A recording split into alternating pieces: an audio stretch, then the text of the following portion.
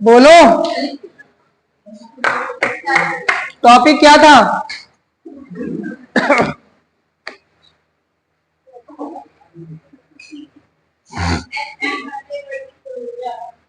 Total energy हो गई थी ना?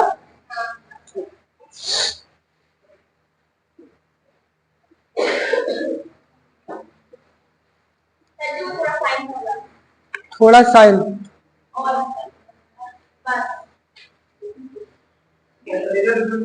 ठीक, वो तो उतना ही होगा जितना पहले था।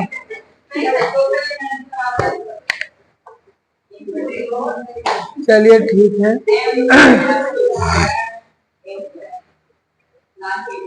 नोट पॉइंट,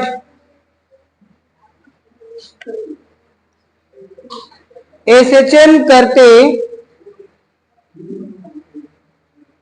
कण का महत्तम वेग कितना होगा? Maximum velocity of doing SHM है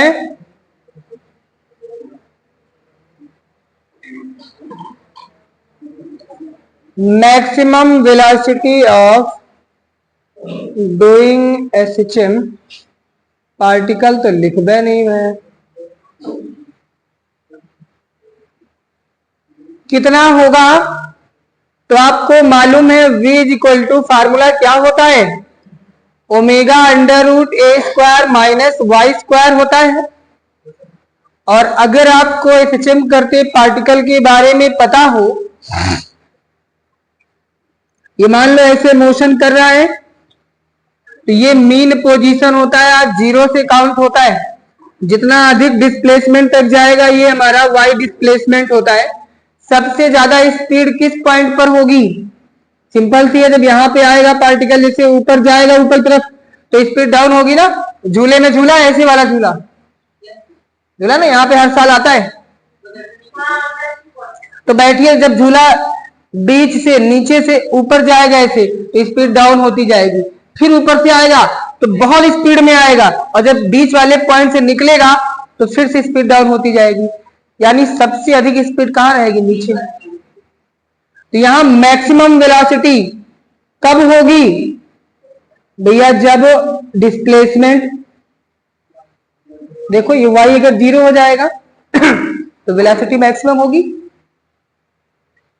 तो भैया वेलोसिटी मैक्सिमम के लिए a square minus y square, इस कंडीशन में क्या हो गया? जब मिनिमम डिस्प्लेसमेंट, तो वेलोसिटी मैक्सिमम होगी at y is equal to zero. क्या मिलेगा? ठीक है, तो ये ध्यान रखना। ओमेगा इज इक्वल टू आपको मालूम है 2 पाई एन भी होता है ना। तो ये वेलोसिटी हो गई 2 पाई एन। भैया ये ध्यान रखना, ये सभी फार्मूले आपके काम के हैं। मैक्सिमम वेलोसिटी ये एंगुलर वेलोसिटी के केस में, और ये है फ्रीक्वेंसी के केस में। ठीक, अब हम बात करते हैं, अगर कोई मैक्सिमम वेलोसिटी से घूम रहा है, एसएचएम कर रहा है पार्टिकल, तो उसकी काइनेटिक एनर्जी क्या हो जाएगी? तो आप बोलोगे कि सर जब वेलोसिटी मैक्सिमम होगी तब काइनेटिक एनर्जी भी मैक्सिमम होगी, यानी उस पार्टिकल में फिर पोटेंशियल नहीं होगी। तो टोटल एनर्जी क्या होगी मैक्सिमम वेलोसिटी पर? टोटल एनर्जी कितनी होगी? काइनेटिक एनर्जी के इक्वल हो जाएगी। तो काइनेटिक एनर्जी आपको मालूम है k is equal to half m v square होता है फार्मूला।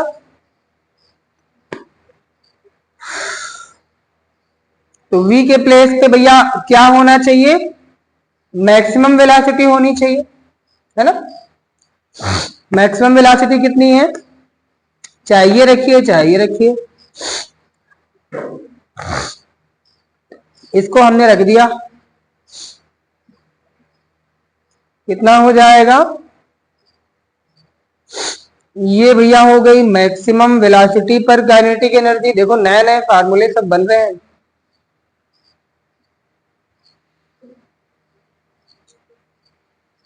अगर इस फार्मूले को रखेंगे तो 2 पाई ए एन स्क्वायर लगा स्क्वायर हो जाएगा,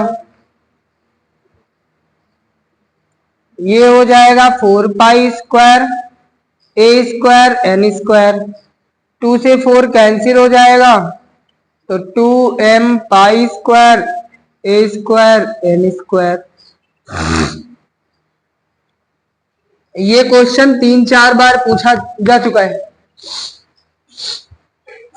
और डायरेक्ट आता है, वहां पर दे देगा small m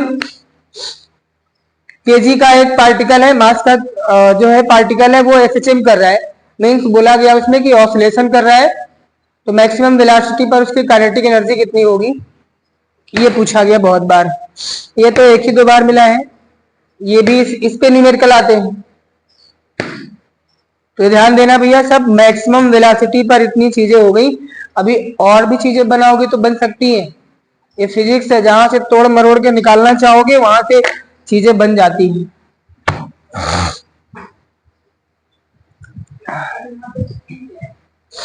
number of oscillation, frequency 1 second में कितने चक्कर लगेंगे, वो फ्रीक्वेंसी है।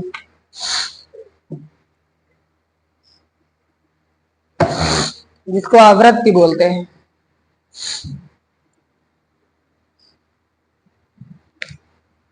भैया टीचर्स डे पे केक को कटा था,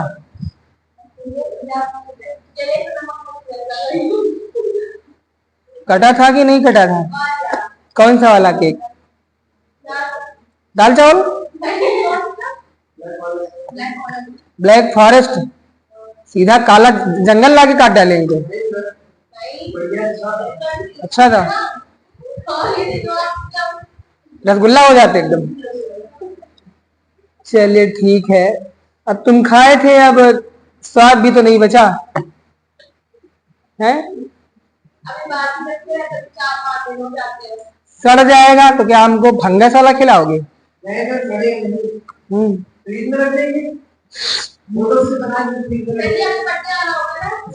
भैया हमारा जन्मदिन नहीं होता है क्योंकि हम उत्पन्न हुए हैं, समझे?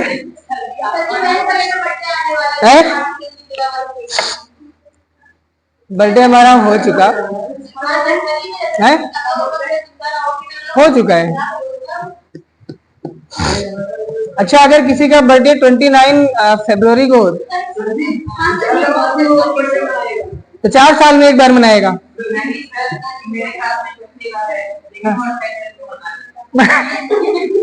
तो गलत बात है ना ये, जिस डेट को होना चाहिए उस डेट को मनाए वो।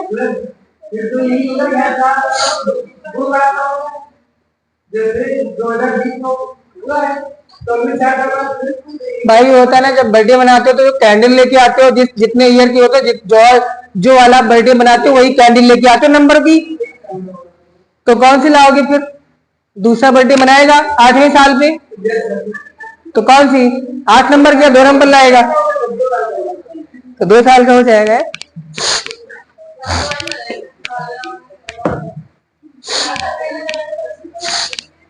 बेटा इसको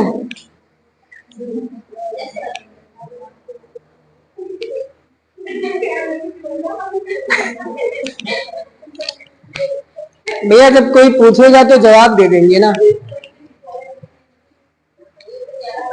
लेकिन देखो ये जो हैंकी लेके आई थी वो बिल्कुल सॉफ्ट था, मैंने कहा था कि अच्छा काम वही करते हैं जो रफ एंड टफ होते हैं, और जो कोमल होते हैं वो देखने में अच्छे लगते हैं, बस काम के लिए नहीं होते।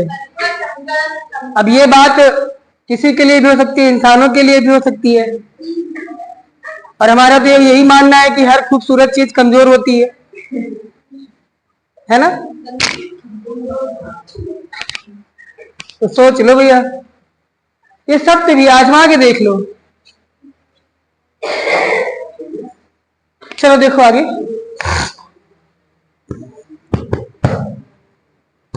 अब करने जा रहे हैं यहाँ पे टाइम पीरियड।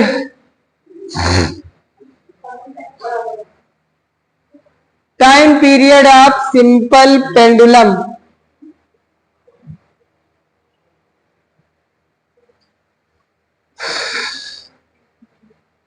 सरल लोलक का आवर्तकाल। आवर्तकाल सबको मालूम है क्या होता है? एक कंप्लीट ऑसिलेशन करने में जो टाइम लगेगा उसी को क्या बोलेंगे? क्या बोलेंगे? आवर्तकाल। कुछ लोगों को इसका फार्मूला पता होगा, लेकिन हमें फार्मूले से नहीं मतलब है, हमें तो उसके अंदर जो छोटे छोटे कॉन्सेप्ट यूज होते हैं वो सब भी जानना है। क्योंकि आप जो एग्जाम देने के लिए बैठ रहे हो ना, उसमें जरूरी नहीं है कि जो फार्मूला आपने पढ़ा है वहीं से क्वेश्चन पूछेगा, अंदर से निकाल के पूछ लेगा। तो हमें तो अंदर बाहर की सबकी पढ़ना है।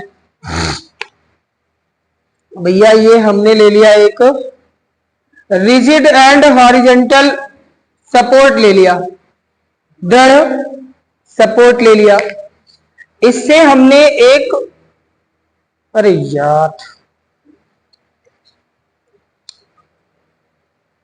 इससे एक धागे को लिया और नीचे इससे एक स्मॉल लेकिन वेटेड पार्टिकल को लटका दिया। This is called Bob, Hindi में गोलक। बताया था ना? कह दो कहां बताए थे।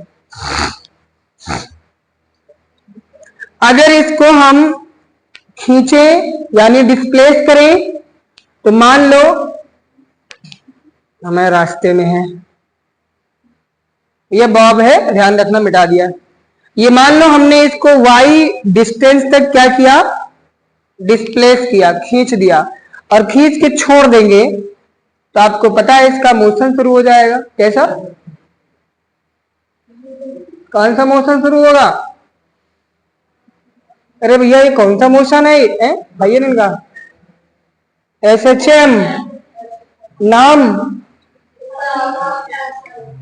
सिंपल हार्मोनिक मोशन होगा, जो एक फिक्स्ड पॉइंट के इधर उधर क्या करेगा? टू एंड फ्रो, बार बार वो मोशन करेगा, रिपीट करेगा अपने मोशन को। कैसा होगा? सिंपल हार्मोनिक मोशन होगा। मान लो इस डोरी की लेंथ स्मॉल l है। अब इसको हमने y डिस्प्लेस किया था, अब पार्टिकल कहां है? ये यहां पे आ गया ना।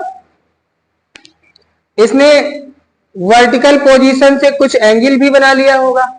कितना? थीटा बना लिया। अगर ये थीटा एंगल पर इस समय है तो आपको पता है कि इस बॉब के वेट के कारण mg इसका वेट होगा, वेट के कारण इस डोरी में टेंशन आएगा। लेकिन टेंशन मत लिखो, नहीं, आवत काल को भी टी से लिखेंगे और टेंशन भी यहाँ टी से लिखा है तो आपको लगेगा सर जो टी निकाल रहे हैं वही वाला टी है। ये नहीं, ये टेंशन है, और हम निकालेंगे टाइम पीरियड। आपको पता है डोरी की हमेशा परपेंडिकुलर डायरेक्शन में mg होना चाहिए था, लेकिन इस साइड में mg नहीं है। ये कुछ एंगल नीचे झुक गया। कितना झुकेगा? जितना हमने इसको आगे डिस्प्लेस किया था और एंगल बना था थीटा डिग्री। अब mg थीटा एंगल पे वर्क कर रहा है, इसके दो कंपोनेंट हो जाएंगे। एंगल के साथ में कंपोनेंट हमेशा कॉस में होता है और दूसरा कंपोनेंट साइन में होता है। mg cos थीटा कंपोनेंट क्या काम कर रहा है? ये नीचे की ओर खींच रहा है, यानी कि ये पार्टिकल को रोकने का काम कर रहा है। mg sin थीटा क्या कर रहा है? ये पार्टिकल को जो आगे गया उसको पीछे खींच के लाएगा। अब जब ये पार्टिकल यहां आगे आएगा तो यही mg sin थीटा फिर पीछे खींचेगा, यानी कि SHM कौन करा रहा है? mg sin थीटा करा रहा है। तो हमें SHM में ही तो निकालना है आवर्तकाल।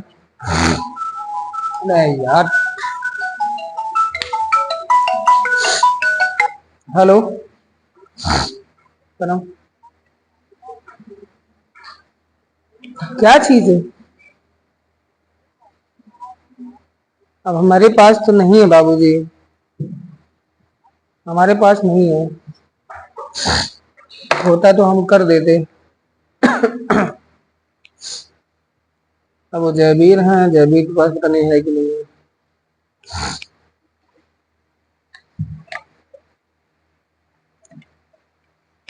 देखो तो mg साइन थीटा क्या है, हमेशा ये पार्टिकल जिस फोर्स से आगे बढ़ रहा होगा mg साइन थीटा क्या होगा, उसके अगेंस्ट में वर्क करेगा, विरोध में काम करता है।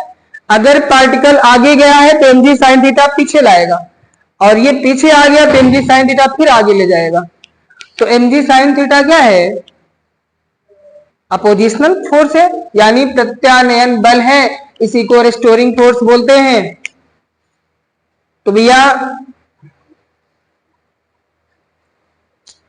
बताइए पिंड को एसएचएम कौन करा रहा है, पिंड को एसएचएम mg साइन थीटा प्रदान करता है।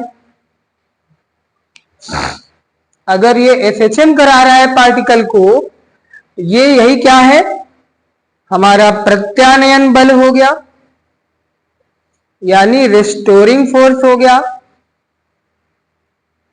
और रेस्टोरिंग फोर्स हमेशा एक्सटर्नल फोर्स के अगेंस्ट में काम करता है।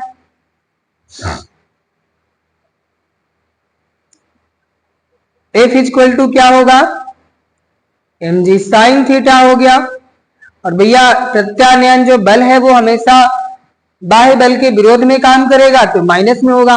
माइनस साइन क्या बता रहा है, अपोजिट डायरेक्शन को बता रहा है, ये फोर्स हमेशा एक्सटर्नल फोर्स के अपोजिट में काम करेगा, तो माइनस आ जाएगा। अब आपको मालूम है अगर ये mg साइन थीटा इस पार्टिकल को वेलोसिटी दे रहा हो तो एक्सीलरेशन भी आएगा। तो अगर एक्सीलरेशन मान लीजिए a प्रोड्यूस हो रहा है, पार्टिकल का मास m है, तो F इक्वल टू ma भी होता है ना। लेकिन एसएचएम के केस में हमने एक्सीलरेशन को अल्फा से लिखा था ना, याद है। तो F equal to m alpha हो गया माइनस mg साइन थीटा, भैया m से m कैंसिल हो गया, अल्फा इक्वल टू कितना मिलेगा, माइनस g साइन थीटा हो गया, है ना। यहां से देखिए इस ट्रायंगल को ले लीजिए,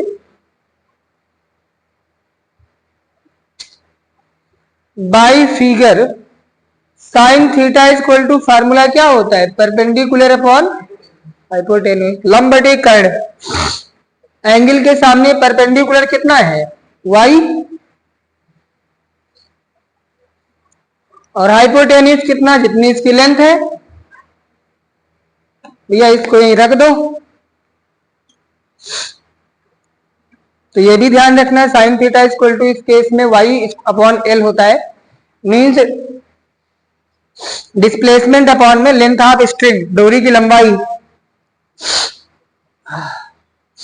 alpha equal to minus g, sine theta की वैल्यू कितनी है, y बाई l है।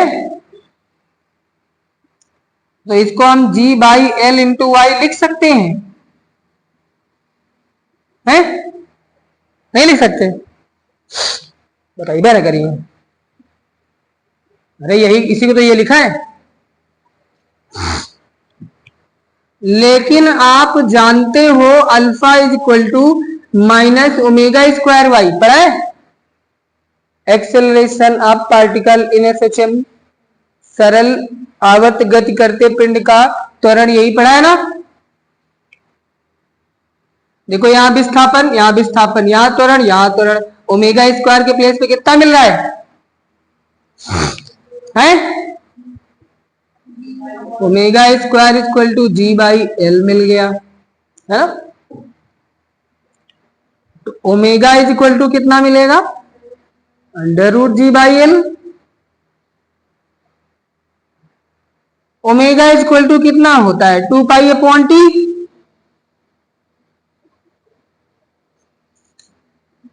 भैया दोनों को उल्टा कर दो, t upon 2 pi is equal to under root l by g, तो टी इज इक्वल टू कितना होगा भैया, ये हो गया एसएचएम करते सिंपल है।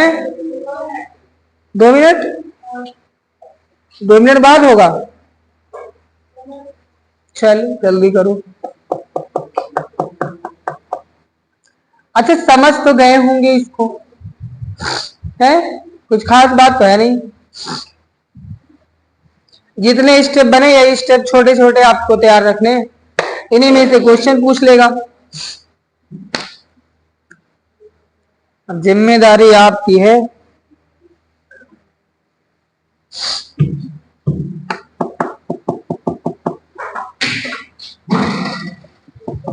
बंद कर दो, बंद कर दो। ठीक ठीक, बस बस बस।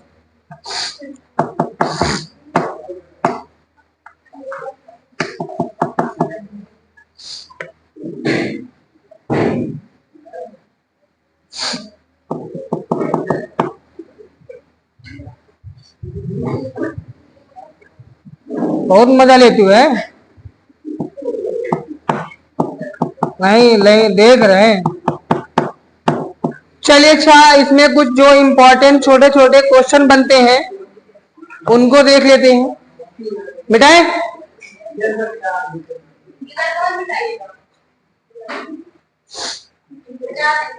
अच्छा सुनिए, इसी डेरिवेशन में अगर आपसे पूछता कि डोरी में तनाव कितना आएगा, टेंशन आएगा कितना, तो डोरी में टेंशन टी था, उसके अपोजिट में कौन था, mg cos थीटा था, तो टेंशन कितना होगा, T equal to mg cos theta. इसको सॉल्व कर लीजिए, आंसर आ जाएगा है? नहीं टेंशन पूछे तो वो भी निकाल सकते हो इसी से।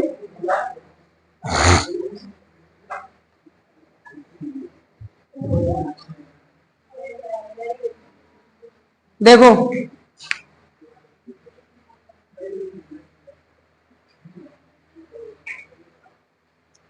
एल बाई जी था, यहां से देखिए आप टाइम पीरियड टी जो है वो डोरी की लंबाई के क्या है अनुक्रमानुपाती है। अगर इसको हम चाहे ये लिखे या हम लिख सकते हैं T square proportional to l, ये भी तो लिख सकते हैं, है ना।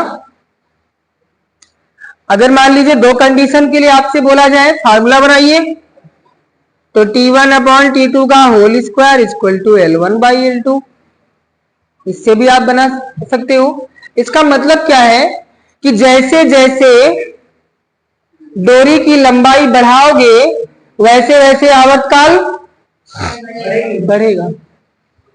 यानी अगर आपको ऐसे समझ में नहीं आता, सिंपल सा मान लो इतनी ऊंचाई से झूला डाल दो, है ना, और उसमें झूलो तो उसके ऑसिलेशन कितना होंगे, मैक्सिमम जितनी डोरी की लंबाई होगी इतने बड़े होंगे।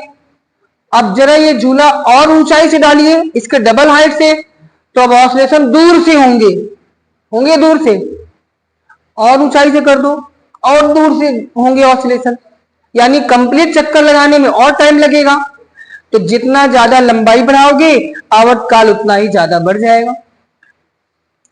चलिए अब बताइएगा, अगर अब दिमाग आपको लगाना, हम तो क्वेश्चन पूछ रहे हैं, अगर डोरी की लंबाई 4 गुनी कर दी जाए तो आवर्तकाल कितना हो जाएगा, तो जितना नहीं होगा भूसा खाए हो। एल 4 गुनी करने पर एल 4 गुनी, तो 4 का अंडर रूट, तो टी कितना हो जाएगा, टी 2 गुना होगा, समझो, ऐसे निकालना है। तो अब याद रहेगा ना, लंबाई 4 गुना तो आवर्तकाल 2 गुना।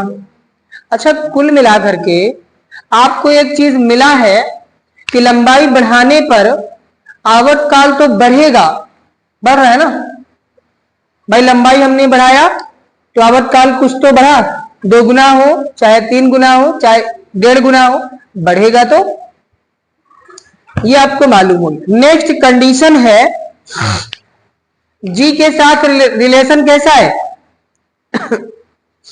बोलो। T प्रोपोर्शनल टू रूट जी होगा। अगर ये रूट यहां हटाइए तो ये स्क्वायर लग जाएगा। यहां से अगर बनाओगे फार्मूला तो T1 बाई T2 का होल स्क्वायर, यहां देखिए जी क्या है? रेसिप्रोकल है, उल्टा है, तो क्या बनेगा? G2 by G1। ये रिलेशन क्या चीज बता रहा है? ये रिलेशन क्या बता रहा है? या फिर इसको ले लो, ये दोनों क्या बता रहे हैं? अगर जी का मान बढ़ाओगे तो टी का मान, जैसे यहां से आप चंद्रमा पे जाइए, चंद्रमा पे जी का मान घटता है तो आवर्तकाल बढ़ जाएगा। ठीक है, पृथ्वी तल से अगर नीचे लेके जाएं हम सरल लोलक को, तो बताइए आवर्तकाल घटेगा कि बढ़ेगा? क्यों? नीचे जाने पर ग्रेविटी घटती है, ऊपर जाने पर भी ग्रेविटी घटती है, पढ़ा चुके भैया। दोनों कंडीशन में पृथ्वी के अंदर जाओगे, सेंटर पे जाने पे जी का मान 0 हो जाता है, तो नीचे जाओगे तब भी जी का मान घटेगा, ऊपर जाओगे तब भी जी का मान घटेगा। समझे? तो चाहे नीचे जाओ चाहे ऊपर जाओ, दोनों कंडीशन में क्या होगा भैया? चंद्रमा पर क्या होगा? आवर्तकाल क्या होगा? घटेगा कि बढ़ेगा? बढ़ जाएगा, जी का मान घटेगा। क्यों? क्योंकि जो जी होता है मून पर, वो अर्थ के जी का कितना होता है? 1/6 होता है। तो जी का मान घट जाएगा तो टी का मान क्या होगा? बढ़ जाएगा। अगला क्या था और क्या हम बता रहे थे? पृथ्वी तल से ऊपर या नीचे अगर जाओ, due to going the depth और हाइट, तो क्या होता है? जी की वैल्यू घटती है ना, तो टी क्या होगा? सॉरी। तो याद रखना, पृथ्वी तल से ऊपर या नीचे जाने पर जी का मान क्या होगा? घटेगा, तो आवर्तकाल बढ़ जाएगा। याद रहेगा ना? अच्छा, एक चीज और, ताप अगर बढ़ा दिया जाए तो ताप बढ़ाने पर भोले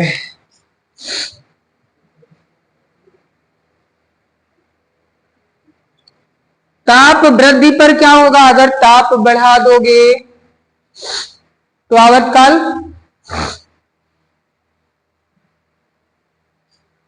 पता नहीं ना। और तुम लोग बुक घर पे को परसेंट नहीं पढ़ते हो, को रत्ती नहीं पढ़ते हो, है ना? कितना पढ़ते बुक? तो बस पन्ने गिन लेते हैं, इतना आता है कि हमें बुक में 2-4 पन्ने हैं, गिन लेते हैं। तो साल भर में हम खाली पन्ने ही गिन ले, इतनी बहुत बड़ी बात है। पन्ने नहीं गिन पाते, इसके कितने हैं? पढ़ना तो बहुत दूर की बात ना। हाँ, एक लोग हमें दोस्त हैं, वो टीजीटी की तैयारी कर रहे हैं मैथ से। ठीक, अभी कर रहे हैं पता है? जो प्रीवियस ईयर पीवाईक्यू क्वेश्चन है सॉल्व नहीं कर रहे हैं, जो रिपीटेड है। रेटिव नहीं रहे भैया, खाली क्वेश्चन पढ़ रहे हैं, वही का आंसर तैयार कर रहे हैं। यह हाल है। मतलब क्वेश्चन पढ़ रहे हैं, क्वेश्चन दिमाग में सेट कर रहे हैं और उसका आंसर रट रहे हैं। ये क्वेश्चन आएगा तो हमको ये आंसर दे रहे हैं। जैसे जीके पढ़ते हो ना, वैसे मैथ। नहीं होता है क्या है, पीवाईक्यू क्वेश्चन बहुत सारे क्वेश्चन रिपीट होते हैं। मान लीजिए कि 40% तो क्वेश्चन रिपीट हो जाते हैं, ऐसा होता है। मान लो 100 क्वेश्चन आए हैं पेपर में तो 40 क्वेश्चन तो पुराने रहेंगे। नीट में भी आता है लेकिन इतना ज्यादा नहीं होता है, कम होता है। लेकिन हाँ, एक काम करना है, अगर केवल आप नीट के पीवाईक्यू क्वेश्चन का एनालिसिस कर लो, रटना नहीं है, एनालिसिस करना है, यानी जिस टॉपिक से क्वेश्चन पूछा है उस टॉपिक का सारा निचोड़ कर लेते हो अगर, तो कम से कम आपका 70 से 80% क्वेश्चन हो जाएगा, क्योंकि उन्हीं टॉपिक से बार बार घूम फिर के क्वेश्चन आते हैं। तो इस चीज को ध्यान रखिए, पीवाईक्यू पढ़ने का मतलब ये है कि उसको रटना नहीं है, उसके इर्द गिर्द जितने क्वेश्चन बनते हैं वो सारे पढ़ना है, और ये कर लिया तो फिर समझो आप टॉपर हो जाओगे। भैया 10-20% क्वेश्चन ऐसे होते हैं जो बिल्कुल ही नए क्वेश्चन होते हैं, उनकी तो बात ही नहीं करवा। तो पूरे नए क्वेश्चन भी को भी करना है तो आपको दम लगा के पढ़ाई करनी है। 2-3 चीजें करना होता है, ज्यादा नहीं करना होता है। एक एडवांस की बुक आप ले लीजिए, एनसीईआरटी की ले लीजिए, ठीक, और पीवाईक्यू ले लीजिए, बस 3 काम करना है। हाँ, जे के एग्जाम देना है तो ले करके तैयार कर डालिए, एडवांस ले लीजिए। अरे पहले तुम एडवांस कर लो, मेंस हो जाएगा।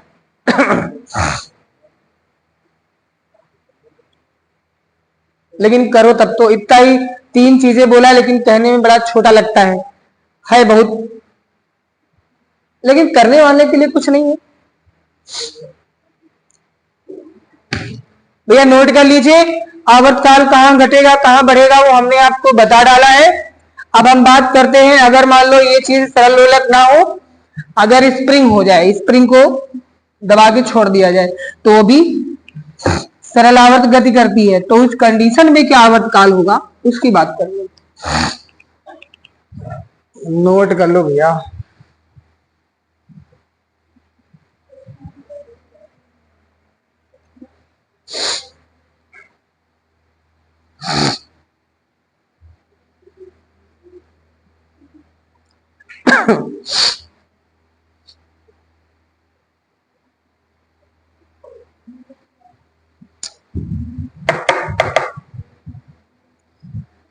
काय डालती उनके कंधे के ऊपर हाथ रखे हो,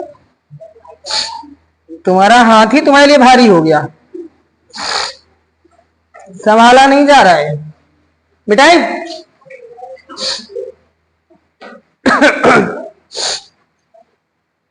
मिठाई ना, चलिए देखिए, अब बात करते हैं स्प्रिंग के आवर्तकाल का व्यंजक।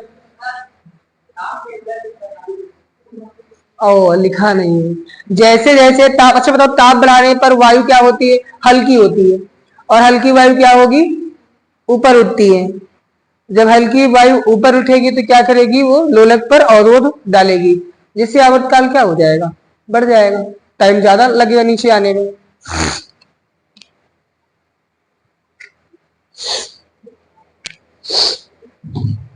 और सरल लोलक का आवर्तकाल द्रव्यमान पर डिपेंड नहीं करता, ये भी ध्यान रखना। द्रव्यमान चाहे जितना हो जाए, चाहे थोड़ा हो चाहे ज्यादा हो। देखो भैया बोर्ड में है कि नहीं, इसमें कैमरे में, अरे यार,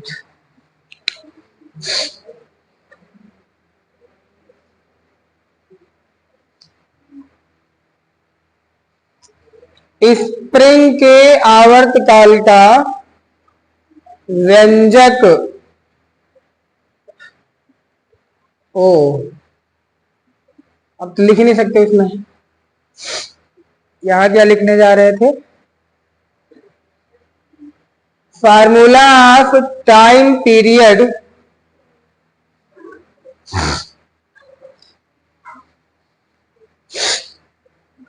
in the SHM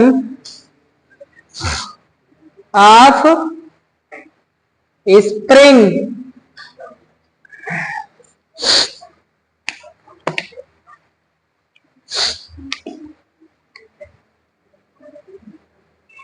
कोई भुनभुना रहा है ना।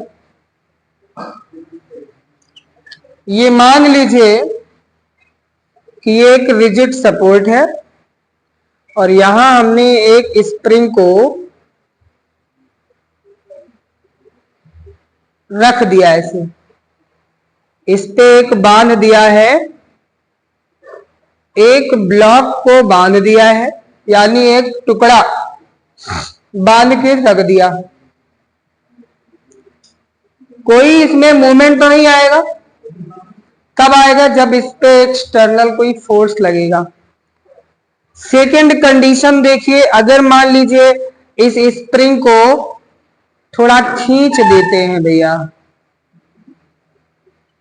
स्प्रिंग को क्या, इसी ब्लॉक को पकड़ के खींच दिया, यानी इस पे हमने लगा दिया कैपिटल एफ एक्सटर्नल फोर्स। तो स्प्रिंग क्या करेगी? अंदर की तरफ एक फोर्स लगाएगी। कौन सा बल होगा?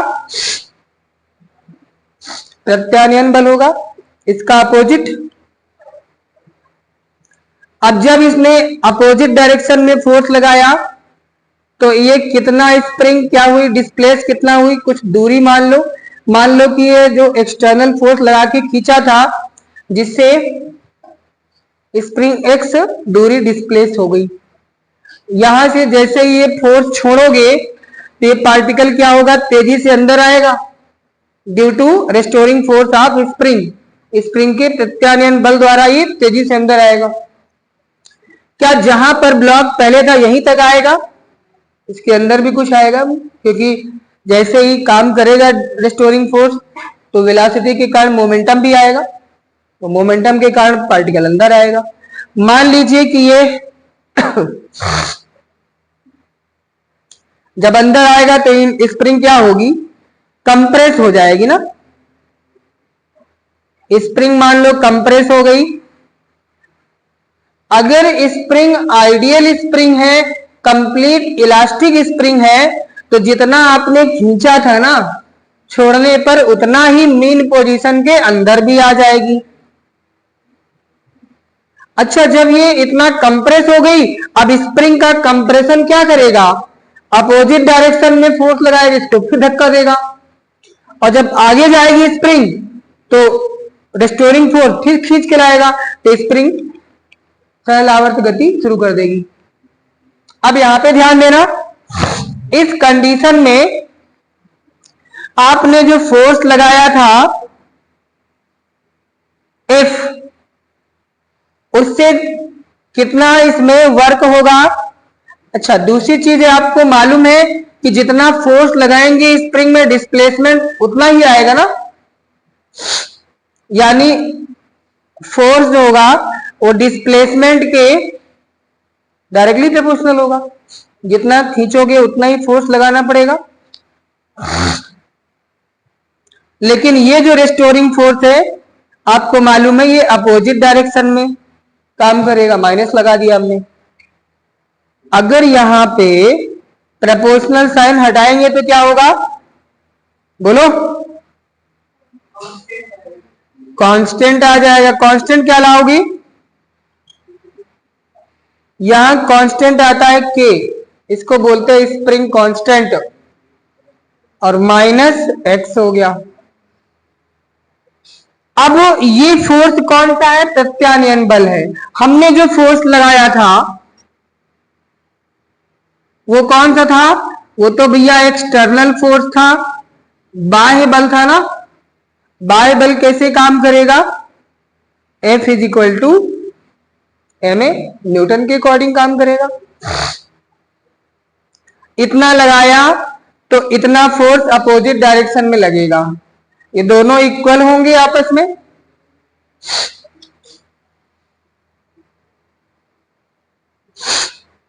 M A is equal to कितना आएगा? माइनस के एक्स हो गया। तो यहां से बताइए ए इज इक्वल टू कितना होगा? बोलो, ए इज इक्वल टू कितना होगा? के बाई एम इंटू एक्स होगा। परंतु आपको मालूम है कि जो एसएचएम करते पार्टिकल के लिए आपने एक्सेलरेशन पढ़ा है, क्या पढ़ा है? Alpha is equal to minus omega square Y, पढ़ा है ना? अब जरा इन दोनों इक्वेशन को देख लो, ये एक्सेलरेशन वही एक्सेलरेशन ये एसएचएम के लिए है, यहाँ एक्स डिस्प्लेसमेंट था, यहाँ डिस्प्लेसमेंट वाई मिला है, दोनों को कंपेयर कर लो तो ओमेगा स्क्वायर के प्लेस पे के बाई एम आ रहा है, तो बाई फर्स्ट एंड सेकंड क्या मिलेगा? ओमेगा स्क्वायर के प्लेस पे कितना मिला? के बाई एम हो गया। तो यहां से बताइए, नहीं माइनस तो इसमें भी है, इसमें भी, दोनों में है, तो कंपेयर हो गया तो खत्म हो गया। तो ओमेगा इक्वल टू क्या हो गया? Under root omega equal to 2 pi upon, ये हो गया भैया। उल्टा करो इनको तो t upon 2 pi m by K, तो t is equal to,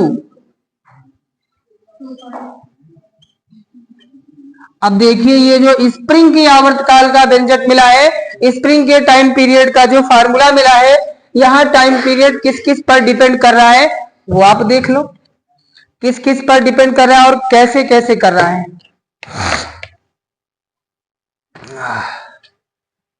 note कर लीजिए भाई।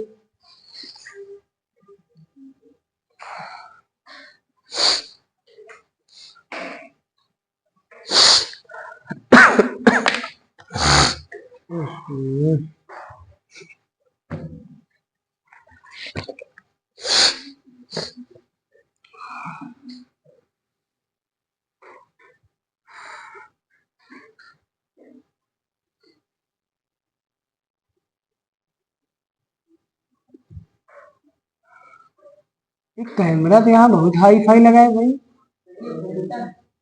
हाँ रोटेट, बैंक वाला नहीं भैया, एक कैमरा वो है जो रोड पे हाईवे पे लगता है, बहुत पावरफुल होता है।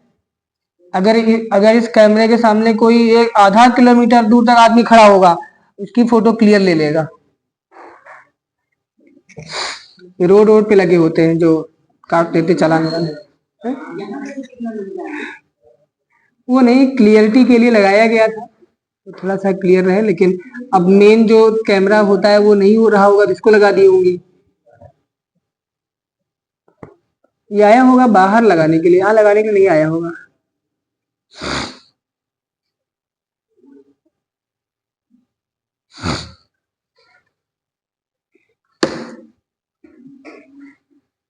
बाहर एक को कैमरे लगे, एक को नहीं लगे, मतलब कोई भी आए लूटपाट के चला जाए तो इनको पता नहीं चलेगा।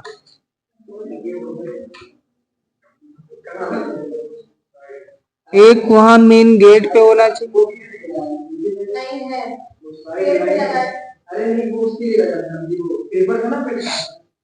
अरे तो वो लगाया पेट वालों ने, यूपी पॉलिसी ने लगाया, उनका खुद का कैमरा है।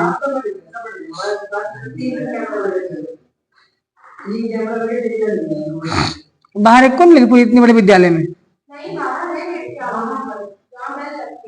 वहां पे एक मेन गेट है, एक अंदर और जहाँ पे लगी वहां पे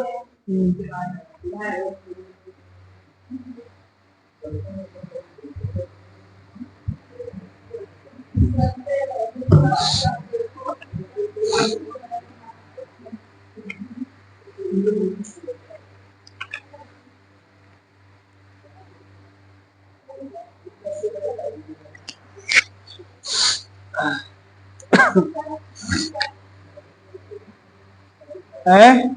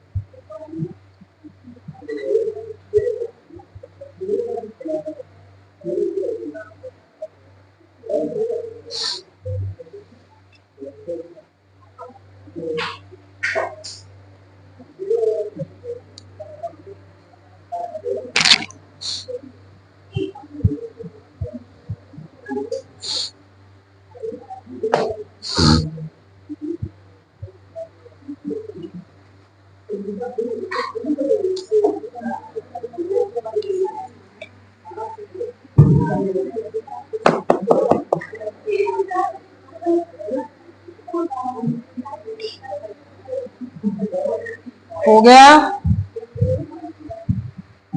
अब बात कर लेते हैं वेव मोशन के बारे में।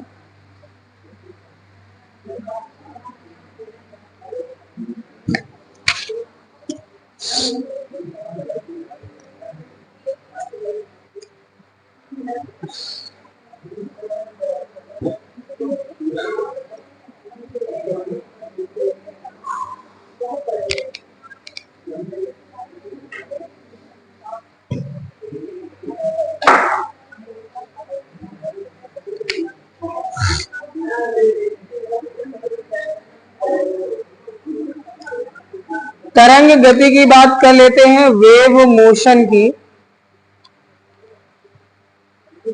यानी जो तरंगें गति करती हैं, वेव मूव करती हैं, वो कितने टाइप की होती, कौन कौन सी होती हैं। तो इसमें सबसे पहले बताइएगा, हमें इसमें जो पढ़ना है वो तरंग है यांत्रिक तरंग। नाम सुना है आपको? मालूम है यांत्रिक, ये इसके लिए माध्यम की आवश्यकता होगी। अंग्रेज चले गए, अंग्रेजी छोड़िए।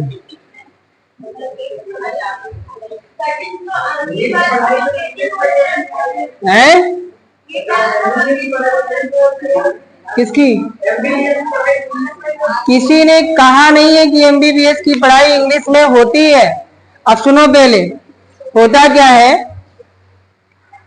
सिंपल सी है। आप दुनिया का कोई भी एग्जाम इंडिया में देने जाओ कहीं पे भी, तो एग्जाम इंग्लिश हिंदी दोनों में आता है ना। यानी वो बताता है कि आप हिंदी में पढ़िए चाहे इंग्लिश में पढ़िए, लिखिए चाहे जिसमें लिखिए। होता क्या है, जब आप कोई प्रोफेशनल कोर्स करते हैं, स्टार्टिंग कहां से हुई होगी इस कोर्स की? जाहिर सी बात है, कोर्स इंडिया का तो है नहीं, कहीं बाहर से ही स्टार्ट हुआ है। तो वहां से जो लोग पढ़ के आए फॉरेन कंट्री से, तो वहां पे उनको इंग्लिश में पढ़ाया गया, उनको हिंदी में नहीं आएगा। अब वो यहां आके जब पढ़ाना स्टार्ट किए, वो भी इंग्लिश में पढ़ाएंगे, हिंदी में कौन पढ़ाएगा किसको? और जब हिंदी में जब तक कोई पढ़ाएगा नहीं, तब तक कोई पढ़ेगा कैसे, लिखेगा कैसे? एमपी में क्या हो गया? क्या हो गया हिंदी में? अरे भैया, हो गया नहीं है बहुत दिन से, लेकिन बस क्या था, प्रोफेसर नहीं होते हैं। अब अपॉइंट किया गया है कि आपको पढ़ाना है।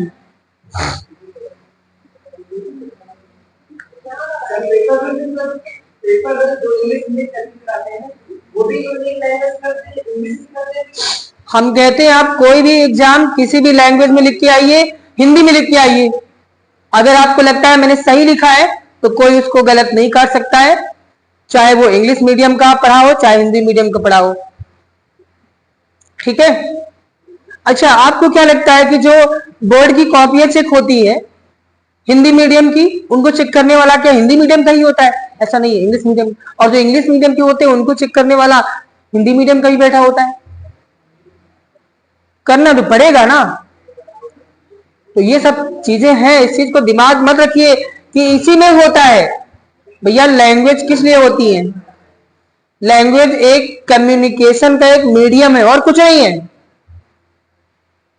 भाई, हिंदी, इंग्लिश, पंजाबी, मराठी, जो भी भाषाएं हैं, इनका क्या मतलब बताओ?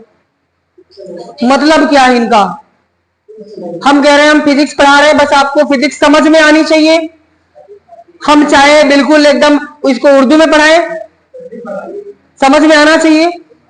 तो लैंग्वेज का मतलब है केवल एक आदमी जो बोले, दूसरा आदमी उस चीज को समझ जाए। अच्छा, मुझे एक चीज बताना, एग्जाम में जो बच्चे लिखते हैं लैंग्वेज, या जो लोग इंग्लिश लैंग्वेज बोलते हैं, क्या वो सही बोलते हैं? ग्रामेटिकल अगर देखा जाए एरर, तो मुझे लगता है उनके हर एक सेंटेंस में एरर मिलेगा, हर एक सेंटेंस गलत मिलेगा। लेकिन फिर भी हम क्या करते हैं, उनको सही मानते हैं। क्यों? क्योंकि जो कहते हैं वो हमें समझ में आता है। ऐसे ही ग्रामेटिकल जो आप पोर्शन पढ़ते हो 12th तक चेक होता है, इसके बाद नहीं, वो भी सिर्फ इंग्लिश में। इंग्लिश मीडियम आप पढ़ते हो, फिजिक्स में आप लिख के आइए, पूरी फिजिक्स इंग्लिश में लिख के आइए, सब उल्टा पुल्टा, ग्रामेटिकल पोर्शन सब इधर उधर हो जाए। हाँ, बस इतना हो जो लिखा है वो समझ में आए कि आप कहना क्या चाह रहे हो। गलत नहीं कटेगा, सही माना जाएगा, क्योंकि आप फिजिक्स वहां लिख रहे हो, इंग्लिश थोड़ी, आप ग्रामर थोड़ी लिख रहे हो। जब इंग्लिश का पेपर हो ग्रामर का, तब वहां पे पूरा ग्रामेटिकल एरर चेक होता है। ऐसे तो हम लोग जो हिंदी बोलते, क्या हिंदी सही बोलते? लगभग लगभग सब गलत बोलते हैं, लेकिन क्या है, इसको सही मानते हैं। क्यों? क्योंकि जो लोग बोलते हैं तो आपको समझ में आता है। लैंग्वेज बस एक माध्यम है एक दूसरे से कम्युनिकेट करने का, और कुछ नहीं। तो दिमाग में ये मत जानो कि एमबीबीएस कोई ऐसी चीज है जो इंग्लिश में ही चलेगी, ऐसा थोड़ी है। इसको तो समझाने का एक माध्यम बनाया गया इंग्लिश में। भाई जिसको बताया गया कि ये ऐसे ऐसे होगा, तो उसको जिस लैंग्वेज में बोला गया वो अगले इंसान को उसी लैंग्वेज में बता भी पाएगा। या तो उसने इतना ज्यादा एनालिसिस किया होता कि उस चीज को हिंदी में भी कन्वर्ट किया होता। जैसे पहले कि आप देखते हो, कोई आपने पुराण पढ़ लिया, संस्कृत में था, उसको विद्वानों ने हिंदी में कन्वर्ट किया, इंग्लिश में कन्वर्ट किया, तो आप उसको हिंदी में इंग्लिश में हर चीज पढ़ते हो। अब एमबीबीएस है, मेडिकल साइंस है, तो जिसने पढ़ा इंग्लिश में, वो अगर कोई बुक मिल जाए हिंदी में तो हिंदी में पढ़ोगे आप। कठिन कुछ नहीं है, आने वाले टाइम में सब हो जाएगा। जैसे अभी क्या है, अभी तो हो गया है हाई कोर्ट में, अगर आपको दलील देना है, स्पीच देना है, तो वहां पे आप बहस कर सकते हो हिंदी में, लेकिन उसके लिए आपको जज साहब से परमिशन लेनी पड़ेगी। आप ऐसे नहीं। हाँ, सुप्रीम कोर्ट में हिंदी में नहीं बोल सकते आप, अभी भी वहां पे अलाउड नहीं है भैया। ये सुप्रीम कोर्ट, हाई कोर्ट, ये सब बना के गए अंग्रेज लोग हैं, लेकिन नियम जो चला, जैसे तुम्हारे यहाँ मान लो कोई प्रथा चली आ रही हो, अब तुम अपने पापा से बोलो कि ऐसे नहीं, इसको ऐसे करो, क्या कहेंगे? बुजुर्गों चली आ रही है? तो वैसे वो लोग का भी कहना है कि ऐसा चला आ रहा है, लेकिन हमारा मानना यह है कि जो नियम कानून पहले बने हैं वो उस हिसाब से, उस समय के कल्चर के हिसाब से बने। उस समय टेक्नोलॉजी नहीं थी, कुछ होना चाहिए कि नहीं होना चाहिए भाई? उस समय टेक्नोलॉजी नहीं थी। अब उस समय, अच्छा उस समय तो आप ये भी पढ़ते थे कि सन सोलर सिस्टम में फिक्स है। अब आजकल टेक्नोलॉजी ने बता दिया है कि सूरज भी मूव करता है, वो भी गैलेक्सी में मूव कर रहा है, रेस्ट में नहीं है, वो चेंज हुआ ना।